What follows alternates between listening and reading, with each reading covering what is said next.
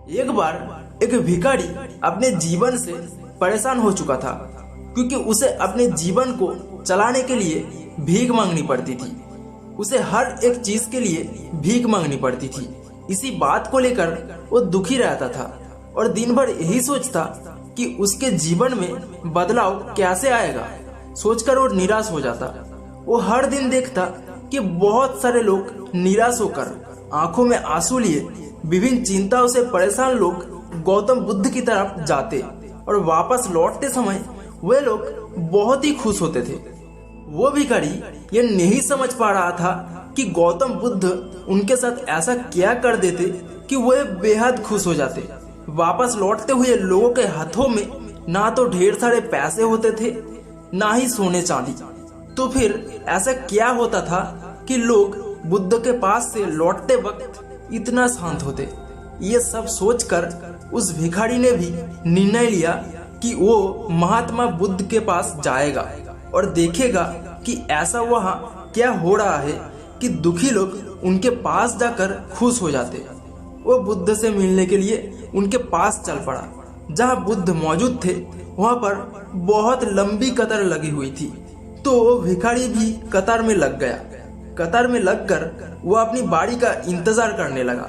देखते ही देखते उसकी भी बारी आई और उसने भगवान बुद्ध से कहा, बुद्ध, मैं बहुत गरीब हूँ, मेरे पास कुछ भी नहीं है। मुझे अपना जीवन चलाने के लिए भी दूसरों से भीख मांगनी पड़ती है। अब आप ही बताइए कि मैं अपने जीवन को कैसे बेहतर कर सकूं।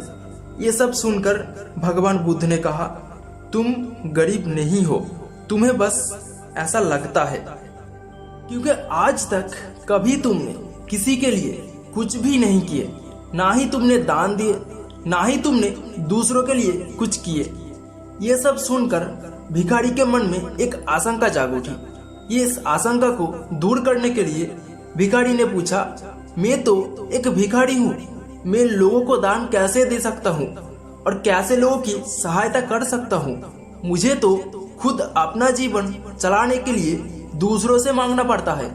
ये सब सुनने के बाद गौतम बुद्ध थोड़ी देर चुप रहे और फिर उसे बोले, तुम्हारे पास हाथ है जिससे तुम लोगों की सेवा में लगा सकते हो और दूसरों का भला कर सकते हो। इसके अलावा तुम्हारे पास मुंह है जिसे तुम लोगों से अच्छे अच्छे बातें कर सकते हो और दूसरों का हौसला बढ़ा सकते हो। ये सब करके भी तुम दूसरों की सहायता कर सकते हो। जरूरी नहीं कि दान सिर्फ पैसों से किया जाए। हम चाहे तो शिक्षा का भी दान कर सकते हैं, चाहे तो अन्य का भी दान कर सकते हैं। ऊपर वाले ने अगर किसी को पूर्णतः अच्छे शरीर दिया है तो वो गरीब नहीं है, वो बस दिमाग से गरीब है। उसे उस विचार को हटाकर दूसरों की सेवा में लगाना चाहिए। बुद्ध की ये सब बातें सुनने के बाद भिखारी बहुत ही ज्यादा खुश हो गया और उसका मन संतुष्ट हो गया। दोस्तों, हम सब इस बात की चिंता में समय बर्बाद करते हैं कि हम गरीब हैं, लेकिन ये सत्य नहीं है। सत्य तो ये है कि जब तक हमारा शरीर पूरी तरह से बेहतर है तो हम उसका उपयोग करके आगे बढ़ सकते हैं और खुद के जीवन को बेहतर बना सकते हैं। अगर कोई व्यक्ति सिर्फ अपनी गरीबी पर ध्यान दे और उसे बदलने की कोशिश ना करे तो मूर्ख है। इसके अलावा हमें ये भी शिक्षा मिलती है कि दान सिर्फ धन का ही नहीं, शिक्षा, भोजन, अच्छे विचार, इन सब का भी किया जाना जरूरी है। अगर आपके पास धन नहीं है तो आप शिक्षा का दान कर सकते हैं या फिर आप दूसरों के लिए अच्छे विचारों का भी दान कर सकते हैं। इससे समझ बेहतर होता है। धन्यवाद।